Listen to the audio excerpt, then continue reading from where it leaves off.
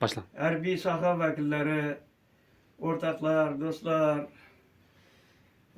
barchangizni mana bugungi O'zbekiston Respublikasi Qurolli Kuchlarining tashkil bo'lganligining 34 yilligi va Vatan himoyachilari kuni bayrami bilan chin qalbimdan tabriklayman. Ishlaringizga omad tilayman.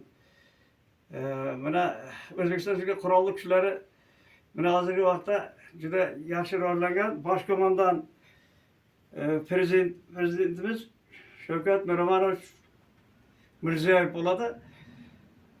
Mana O'zbekiston Qurolli Kuchlari haqida azroq mening o'zim oldingi to'qigan she'rlarim bor edi. Uni yodimdan chiqib ketganligi uchun men azroq o'qib beraman shuni.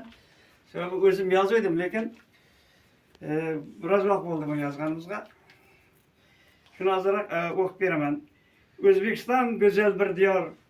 Bunda inson topgan e'tibor, vatan himoyasiga otlangan zabardast o'g'lonlar bor. Baland ko'tarib vatan bayrog'in, tashlaydi doim olg'a qadam, kurashuv mashqlarida chiniqib, oldingi safda boradi bardam.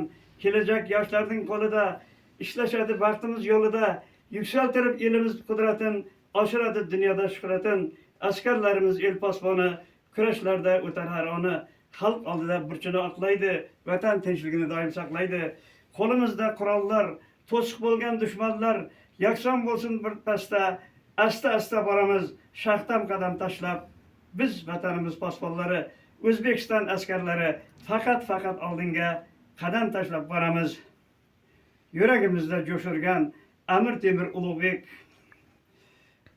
so'zida qattiq turgan, tengi yo'q Alpomishu Barchinoy, madad bo'lgan ruhlari qonimizda qaynaydi. Biz O'zbekiston askarlari, yuragimizda madad bo'lgan, elimizda odat bo'lgan, sevgilari sof bo'lgan, kurashlarda top bo'lgan.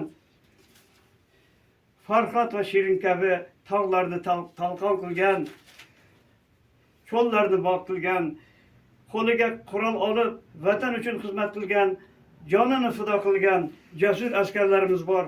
Vatanni himoya qilish har bir askar burchidir. Shaxtam qadam tashlaymiz, el yurt oldida sharafli burchimizni oqlaymiz, vatanimizni doim omon saqlaymiz. Bo'lmaydi.